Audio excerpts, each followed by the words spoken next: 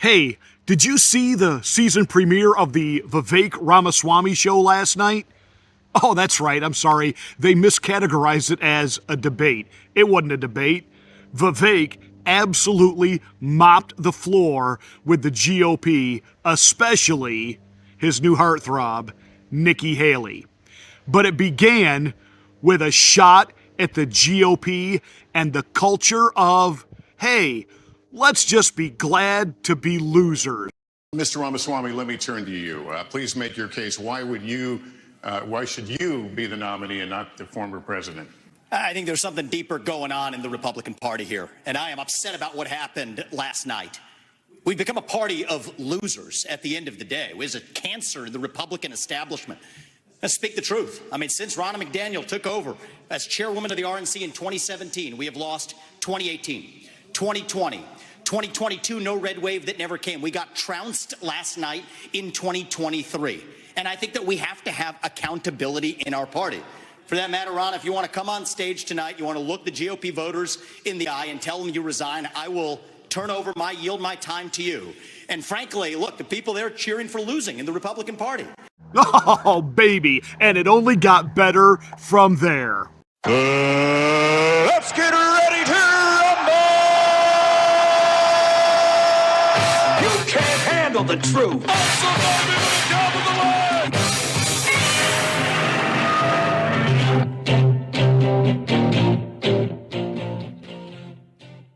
Hi, I'm Pastor Marty. This is the Afternoon Drive. Make sure you're a subscriber to the channel. Once you are, smack the bell, click the word all. That gives you notifications of, you guessed it, my rants, my ravings, and my undeniably flawless reasonings. Hey, please like and share this video. That's how we get the word out that we're here.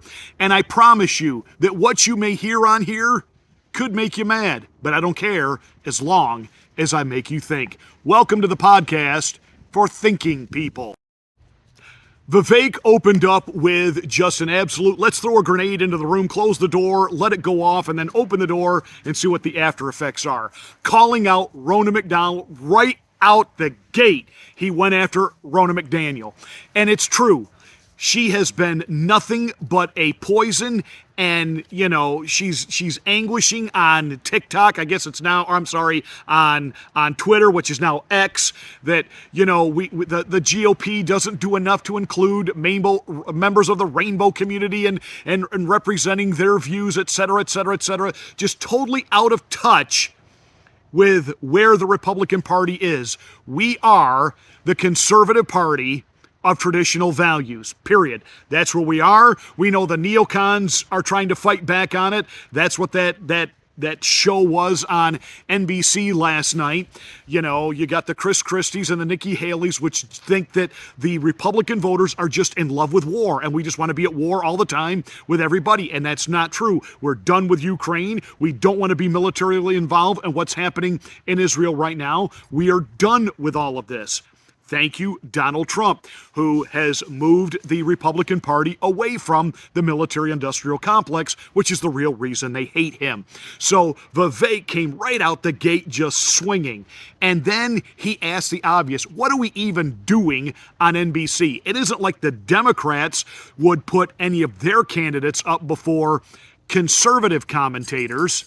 Think about who's moderating this debate. This should be Tucker Carlson, Joe Rogan, and Elon Musk. We'd have 10 times the viewership, asking questions that GOP primary voters actually care about and bringing more people into our party.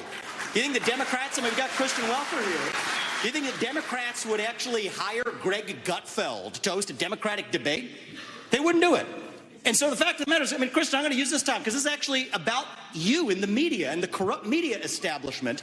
Ask you, the Trump-Russia collusion hoax that you pushed on this network for years, was that real or was that Hillary Clinton made up disinformation? Answer the question. Go. Mr. Ross. This is how we get our country back. Wow, that was great. You could just sit there and kind of smile, and he's, come on up. The question's on you now. Answer. Tell us about your Russian disinformation that you were peddling for 3 years non-stop. How come you haven't been censored? How come you haven't been deplatformed? How come you haven't been removed? Why do you still have a job? Why are you still considered an expert in the field of journalism and news? That was great, and he's 100% right. If Tucker and Joe Rogan were hosting a GOP debate, not only would Trump be there, but 100 million people would be there to watch it. So that was great. But he wasn't done there. He began to just open up, and every time they brought it to him, he took it right back at them. As I said, the neocons, the Lindsey Grahams, which I swear this guy literally gets off on thinking about death and war and carnage and being perpetually at war with somebody all the time. And you got Nikki Haley who wants to, wipe out Iran. And, we're talking about that we had to defend and after one of our military bases in Syria got attacked. I'm sorry.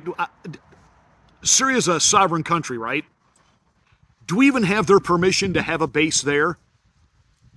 I hate to be Captain Obvious here, but do we? I know we have military bases around the world, but usually we're there at the request of the country where the base is. I don't recall Syria asking us, letting us, authorizing us. We just did it. On that note,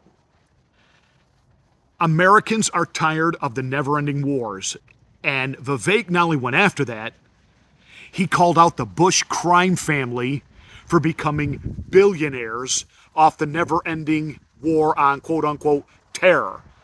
And then he went after the war criminal himself, Dick Cheney, and compared 2 of the candidates on the platform last night to Dick Cheney.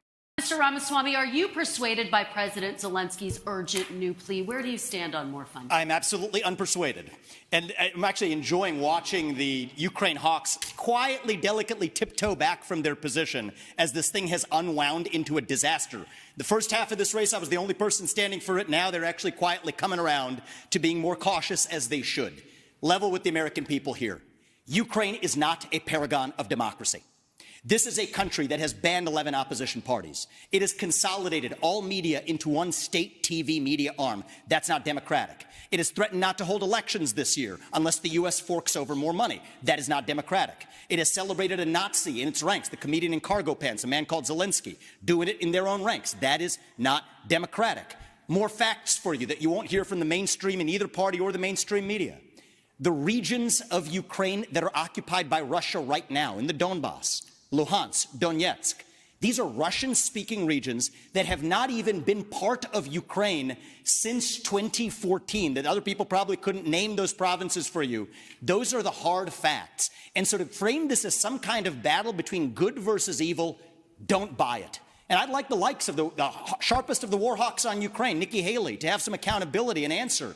Do you want to use U.S. taxpayer money to fund the banning of Christians? That is actually what's happening.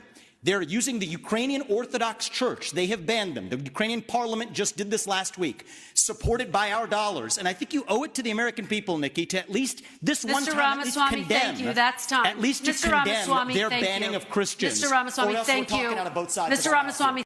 Yeah, Nikki, can we expect an apology for being so rabid about Ukraine when in reality we all knew from the beginning, number one, Ukraine is not a democracy. It never has been a democracy. Russia is not using that as an excuse to, quote, take over the world like Chris Christie said last night. It is about them taking back actual Russian territory, period, and holding it. The reason they haven't wiped Ukraine from the map, though they could, they're not trying to destroy Ukraine. They're trying to take back what belongs to them. And they don't want NATO putting weapons on their border. That has been their policy for the last 40 plus years, that would be a deal breaker. And we have been goading Ukraine into this. Why? Because, well, they bought all kinds of influence with the Biden family. Everybody knows this. And we're just paying them back to the tune of billions of dollars. And now that we fought our proxy war with Russia and realize we can't win, we're telling Ukraine, you're on your own, make peace and leave us alone. We've got our sights set on setting the Middle East on fire again. But then there's the whole Dick Cheney war profiteering. And again, Vivek didn't hold back, and he went right after Nikki Haley and Ron DeSantis. Some people missed it, but here it is. Mr. Ramaswamy, any daylight between you and the candidates we just heard on this issue, on what you would tell the Prime Minister?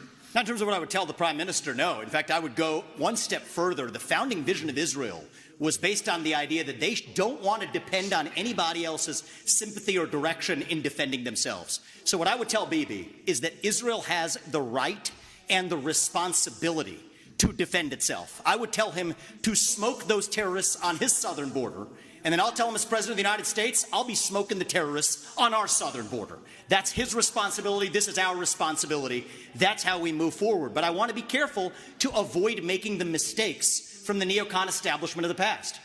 Corrupt politicians in both parties spent trillions, killed millions, made billions for themselves in places like Iraq and Afghanistan, fighting wars that sent thousands of our sons and daughters, people my age, to die in wars that did not advance anyone's interests, adding $7 trillion to our national debt. And Joe Biden sold off our foreign policy. Joe Biden's son, Hunter Biden, got a $5 million bribe from Ukraine. That's why we're sending $200 billion back to that same country. The fact of the matter is the Republican Party is not that much better. You have the likes of Nikki Haley, who stepped down from her time at the UN. Bankrupt or in debt was her family.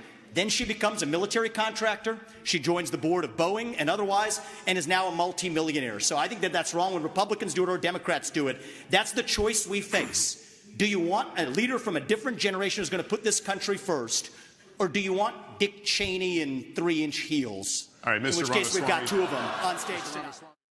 Yeah, Nikki's not the only one wearing 3-inch heels on that platform.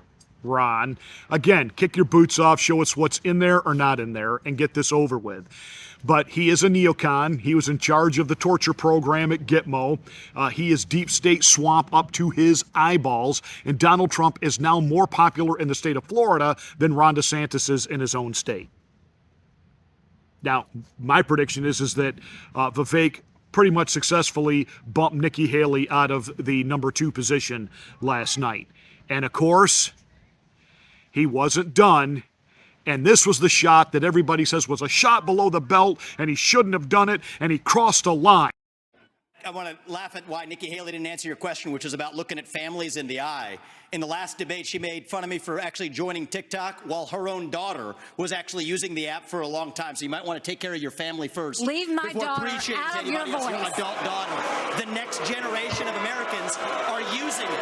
And that's actually the point. You have her supporters propping her up. That's fine. Here's the truth. You're just the easy answer. Did he cross a line? Well, the president's children and family are off limits. Well, first of all, his daughter, I think, is like her daughter's in like her 20s. So she's not a child, number one.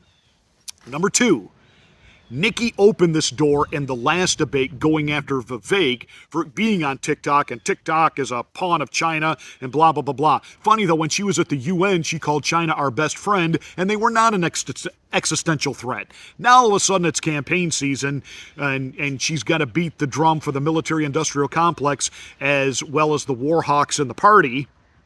She's now got to talk all tough on China. And so she went after Vivek for being on TikTok. And he said, look, TikTok is a generational thing. And if I'm going to reach the younger generation, that's where I got to be. By the way, your daughter's there. And then her little snack, you scum. He nailed her. He nailed her. And she came across like the vindictive, nasty, divorced wife last night. That is just how she came across. I know some of you women are going to think that statement is sexist, but that's the truth. That's exactly how she came across last night. And her little comment, keep my daughter out of your mouth. It took me back in time. Do you remember? Keep my wife's name out your mouth. Vivek might need to file a restraining order so that she doesn't walk across the platform and slap him. But the truth is, it was a total beatdown. It was the Vivek show last night. You know, Ron DeSantis did what he always does, is play it safe. Krispy Kreme Christie does what he always does, is gripe and complain that Trump's not there. And when he's not talking, he's got to lean on the podium because he can't seem to stand up on his own two legs. That's a lot of weight for those two little leggies to try to hold up all night. And all night long, he's just leaning. And I will not listen to a bloviating, disgusting windbag like that talk about somebody like Donald Trump not having character and self-discipline when this guy doesn't have enough self-discipline to drive past Dunkin' Donuts without stopping and ordering a couple of dozen as a snack on his way to his next speaking engagement. I have zero respect for Chris Christie. Vivek was balanced in his answers, but he understands that the nature of debate is to get sound bites and land punches, and he did it. He is the rock star, and when you look at social media, he is the clear winner. When you listen to the talking heads and the pundits who are still trying to throw us back to the neocon, they want you to get back in line and do what you were told back in the good old days when they could spin the narrative and you just nodded your head at the party line. Well, it ain't that party anymore, baby. Trump is still my guy, but I got to admit that last night, Vivek owned the night, and he certainly owned the GOP.